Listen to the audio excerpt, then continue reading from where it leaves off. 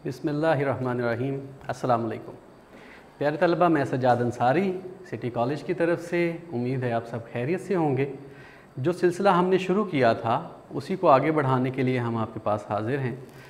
इल्म बयान पर हम पहुंच चुके थे और मैंने बताया था कि इल्म बयान के हवाले से तशबीह क्या है, इस्तारा क्या है, दोनों में फ़र्क क्या है, ये वो मौज़ूआत हैं जो हम अपने पास यहाँ कॉलेज में कर चुके। अब बाकी मानदा जो एक मौजू हमारे पास था तलमीह के हवाले से, उस पर आज बात करेंगे इंशाअल्लाह और इसको समझने की कोशिश करेंगे। जैसे इल्म बयान में हमने बात की थी और मैंने समझाया था कि ये क्या है, ये वो इल्म है वो जो हमारी गुफ्तगू को, हमारी तहरीर को निखारता है, बेहतर करता है।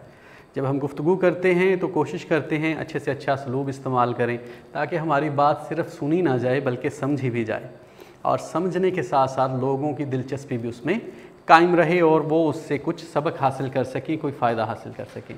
तो तशबीह में हमने बात की, इसके 5 अरकान आपने पढ़े, उसमें हमने कोशिश की सबकी मिसालों के साथ। उसके बाद इस्तारा भी इसी तरह से हमने इसको अपनी क्लास में पढ़ा और इस पर कोशिश की मशक करने की। अब तीसरा मौजू जो हमारे पास है तलमीह का, जो कि हमारे हिस्सा मारूज़ी में, इसमें इल्म बयान के तहत ही आ रहा है, लेकिन ये हिस्सा इल्म बदी का है। तो इन तीनों को मिलाकर हमारे 5 नंबर का सवाल बनता है जो कि आपके हिस्सा मारूज़ी में आता है। तो आज हम देखते हैं कि तलमीह है क्या।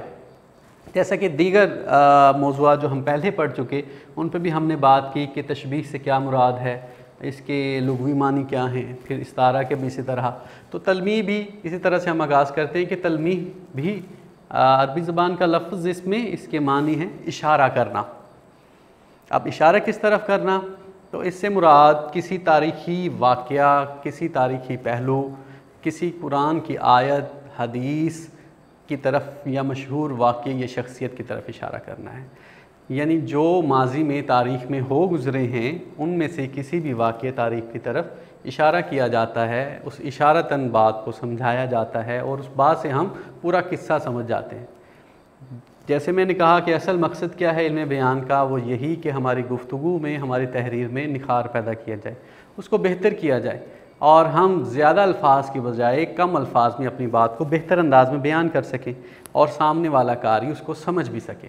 ना कि हम एक लंबा तमहीद भी बांधें और फिर उस पर मज़मून भी लिख छोड़ें और सामने वाला उससे कासिर रहे और हमें बहुत ज़्यादा अल्फाज का सहारा लेना पड़े। तो हुस्न ये है कि हम कम से कम अल्फाज में बहुत अच्छी बात कहें। यही तहरीर का सबसे ज़्यादा अच्छा पहलू होता है कि अल्फाज गिने चुने हों लेकिन उनका मफ़हूम बहुत बुलंद और वाज़े हो, जिससे सामीन क़ारीन बेहतर सबक हासिल कर सकें और उसको समझ सकें और उनको दिलचस्पी भी उनकी कायम रहे। तो तलमीह से मुराद मैंने बताया कि इशारा करना किसी ऐसी चीज़ की तरफ जो तारीख़ी हैसियत रखती हो, किसी शख्सियत की तरफ, कुरानी आयत की तरफ, हदीस की तरफ या किसी मशहूर वाक़ये की तरफ, उसे कहते हैं तलमीह। तो हम तलमीह इस्तेमाल क्यों करते हैं ये मैंने आपको बता दिया कि ये हमारी तहरीरों में इसलिए इस्तेमाल होती है ताकि हमारी तहरीर जाज़िब बन सके, उसमें दिलचस्पी आ सके और उसमें कम अल्फाज में एक बड़ी बात बयान की जा सके। तो तलमीह का एक मिसाल देने के लिए जैसे मैं बताता हूँ कि हम बचपन से सुनते आए हैं बहुत सी ऐसी बातें जो कि हम तलमीहात के ज़रिए ही सुन चुके हैं और हम उस पर गौर नहीं करते क्योंकि हमें आदत हो गई है, उस एक लफ्ज़ या 2 अल्फाज से पूरा किस्सा हमें याद आ जाता है, उसी को तलमीह कहा जाता है। जब मैं बयान करूँगा तो आपको अंदाज़ा होगा कि ये कितनी आसान बात है। जैसे कि हम बचपन से एक पढ़ते आ रहे हैं इब्ने मरियम। मेरा नहीं ख्याल कि कोई भी शख्स इससे वाकिफ़ नहीं होगा, हर दूसरे शख्स ने इसको सुना होगा। तो इब्ने मरियम से हम क्या मुराद लेते हैं, हज़रत ईसा अलैहिस्सलाम की। अब इसमें जो तलमीह की तरफ इशारा है, जो वाक़ये की तरफ इशारा है, वो ये है कि अमूमी तौर पर हम क्या देखते हैं कि बेटे के नाम के साथ वल्दियत में वालिद का नाम आता है, ठीक है। लेकिन ये एक मामला है जिसमें कि वालदा का नाम लिखा जाता है। क्यों लिखा जाता है, हम सब जानते हैं कि इस वाक़ये की तरफ जो इशारा किया गया है इन 2 अल्फाज में, इस तलमीह में, वो ये है कि हज़रत ईसा अलैहिस्सलाम अल्लाह ताला के हुक्म से बिना बाप के पैदा हुए थे, तो उनकी वालदा का नाम उनके साथ लिखा जाता है। तो जब हम इब्ने मरियम लिखते हैं तो इससे, इस तलमीह से हम वो पूरे वाक़ये को 2 अल्फाज में समो देते हैं। جو بھی ذی شعور آدمی، جو بھی سمجھ رکھنے والا آدمی اس واقعے کو پڑھ چکا ہے، جانتا ہے، ہمارے پاس قرآن پاک میں محفوظ ہے، تو ان 2 الفاظ سے وہ پورا قصہ، وہ پوری بات اس کو سمجھ آ جاتی ہے۔ اس سے ہماری تحریر بہتر ہو جاتی ہے اور اس میں کم الفاظ میں ایک بڑی بات بیان ہو جاتی ہے۔ جیسے کہ وہ مصرع ہے، ابن مریم ہوا کرے کوئی، میرے دکھ کی دوا کرے کوئی۔ اب اسی طرح ہم بات کریں تو موجودہ دور میں اور قرآن پاک کے حوالے سے ایک بہت مشہور قصہ آپ سبھی نے سن رکھا ہوگا حضرت یوسف علیہ السلام کا۔ تو ان سے منسوب جو تلمیحات ہماری نظر سے گزرتی ہیں وہ کچھ یوں ہیں: چاہ یوسف،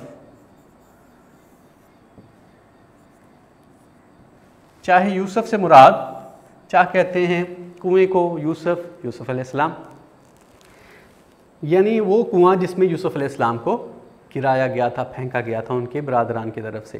برادران یوسف بھی ہم استعمال کرتے ہیں تلمیحات میں، جب ہم کسی شخص کو اس کی دھوکہ دہی کی طرف، اس کے ظلم کی طرف اشارہ کرنا چاہیں، اس سماج کا، معاشرتی بگاڑ کا، تو ہم مثال میں استعمال کرتے ہیں اس تلمیح کو، برادران یوسف، وہ یوسف علیہ السلام کے 10 بھائی جنہوں نے انہیں کنویں میں گرایا تھا، پھینکا تھا۔ تو یہ پورا واقعہ قرآن پاک میں محفوظ ہے۔ کہنے کا مقصد یہ کہ اس تلمیح سے وہ پورا واقعہ ان 2 الفاظ میں سمو جاتا ہے۔ وہ ایک مشہور شعر ہے، چاہے یوسف سے آ رہی ہے صدا، دوست یہاں تھوڑے ہیں اور بھائی بہت۔ اس شعر میں بھی شاعر نے بڑی خوبصورتی سے اس تلمیح کو استعمال کیا اور وہ پورا واقعہ 2 الفاظ میں بیان کرتے ہوئے ایک پیغام دے دیا کہ آج کے دور میں یہ آواز آتی ہے کہ اس دنیا میں برادران یوسف جیسے لوگ تو بہت سارے ہیں، لیکن حقیقی معنوں میں دوست نہیں ہیں جو آپ کا درد بانٹ سکیں، جو آپ کی تکلیف کو محسوس کر سکیں۔ ہر دوسرا شخص برادران یوسف کی مانند آپ کو دھوکہ دہی میں، ظلم میں گرا ہوا نظر آتا ہے، لیکن بہت کم لوگ ہیں جو آپ کو اچھائی کی طرف مائل نظر آتے ہیں۔ تو یہی تلمیح کا کمال ہے کہ وہ کم الفاظ میں آپ کو ایک بہت بڑی بات سمجھا دیتی ہے اور آپ اس بات کی مدد سے اپنی کلام کو، اپنی گفتگو کو، اپنی تحریر کو بہتر کر سکتے ہیں، اور اس تحریر میں ایک جان آ جاتی ہے، ایک نیا رخ آ جاتا ہے، دلچسپی پیدا ہو جاتی ہے، قارئین بھی اس چھوٹی بات سے ایک بڑا پیغام سمجھ پاتے ہیں۔ مزید چند ہم دیکھتے ہیں تو اس میں ہم بات کریں تو ہمارے پاس اور بھی تلمیحات ہیں، جیسے آپ نے سنا ہوگا آتش نمرود۔ آتش نمرود جس حوالے سے ہے وہ بھی ہم دیکھ لیتے ہیں کہ یہ بھی ایک تلمیح کے طور پر آتی ہے، بچپن سے ہم سنتے آئے ہیں۔ یہ وہ واقعات ہیں جو کہ قرآن پاک میں بھی محفوظ ہیں، جن کو ہم بارہا پڑھ چکے ہیں یا سن چکے ہیں اپنے بڑوں سے۔ ان واقعات کا میں سہارا اس لیے لے رہا ہوں، یہ سمجھانے کی اس لیے کوشش کر رہا ہوں کہ یہ اتنے مشہور ہیں کہ جو ہر دوسرا شخص سن چکا ہے یا پڑھ چکا ہے۔ ہمارے معاشرے میں یہ تمام باتیں بہت زیادہ کی جاتی ہیں، قرآن پاک میں بھی ہیں، اور ارد گرد ہم ماحول میں ان باتوں کو بارہا سنتے ہیں، تو اس لیے اس سے تلمیح کا سمجھنا آسان ہو جاتا ہے کہ اچھا یہ جو واقعات ہیں یہ اس طرح سے ان الفاظ میں بیان ہو سکتے ہیں۔ تو ایک پورے واقعے کو ہم کتنی چھوٹی سی انداز میں ایک اس بات میں بیان کر سکتے ہیں کہ جس سے ہماری تحریر بہت بلند ہو سکتی ہے، بہتر ہو سکتی ہے۔ ورنہ ہم اتنے الفاظ کا سہارا لیں، پورا قصہ لکھیں بات سمجھانے کے لیے، پھر اپنا پیغام دیں، تو وہ تحریر بہت بڑی ہو جائے گی اور قارئین کی دلچسپی کم ہو جائے گی۔ اس سے کیا ہوگا کہ یہ صرف 2 الفاظ لکھنے سے ہماری تحریر اچھی ہو جائے گی اور قارئین کی دلچسپی بھی برقرار رہے گی اور وہ اس کا پیغام بھی سمجھ پائیں گے۔ اچھا، یہ آتش نمرود یہ ایک مشہور قصہ ہے جس کو ایک شعر میں بھی استعمال کیا گیا ہے کہ بے خطر کود پڑا آتش نمرود میں عشق، عقل ہے محو تماشائے لب بام ابھی۔ تو اس سے کیا مراد کہ یہ وہ قصہ سارا جو حضرت ابراہیم علیہ السلام کا قرآن پاک میں بھی محفوظ ہے، ہم لوگ بچپن سے سنتے بھی آئے ہیں کہ جب انہوں نے ان کے بتوں کو برا بھلا کہا اور ان کو تبلیغ کی راہ حق کی تو وہ ان کے مخالف ہو گئے۔ ایک روز موقع جان کر حضرت ابراہیم علیہ السلام نے ان کے بتوں کو پاش پاش کر ڈالا اور کلہاڑا سب سے بڑے بت کے کندھے پر رکھ چھوڑا۔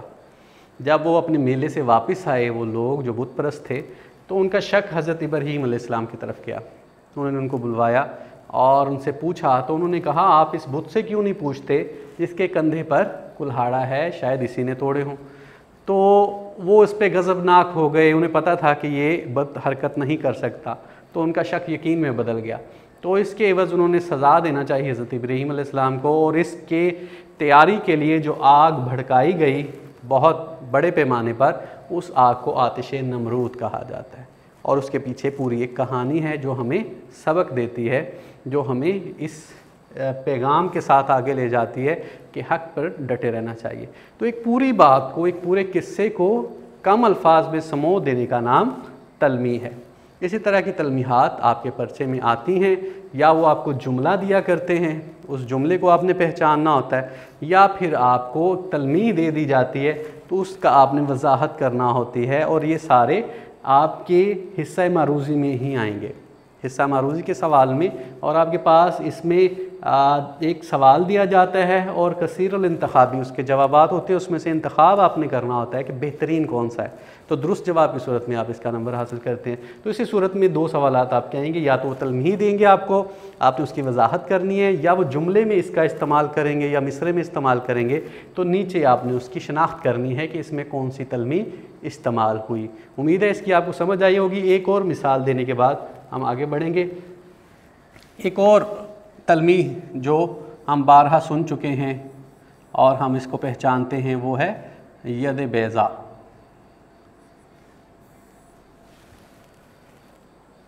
यद बैज़ा याद कहते हैं हाथ को, बैज़ा कहते हैं रोशन को। तो इससे हमें वो वाक़या याद आ गया, एक और पुरानी वाक़या, यानी हज़रत मूसा अलैहिस्सलाम का। हज़रत मूसा अलैहिस्सलाम को अल्लाह ताला ने दो जो मोजज़े अता किए थे, उनमें से एक मोजज़ा ये था। एक तो उनका आसा मुबारक था जिसको अल्लाह ताला के हुक्म से वो मोजज़े अता किए गए थे कि वो अपनी आसा से बहुत से काम ले सकते थे, वो अजदहा बन जाता था। और उसी आसा की मदद से जब उन्होंने ज़रब लगाई थी तो वो समंदर दो हिस्सों में दरिया तकसीम हो गया था। उसको भी आप लोग जानते हैं, उसको ज़रब कलीम भी कहा जाता है, वो भी एक तलमीह है। जब उन्होंने रास्ता हासिल करने के लिए वो ज़रब लगाई थी, उसको ज़रब कलीम, क्योंकि कलीमुल्लाह उनका ख़िताब था, लक़ब था, जो उनकी इस खूबी की वजह से कहा जाता था कि वो अल्लाह ताला से कलाम फरमाया करते थे।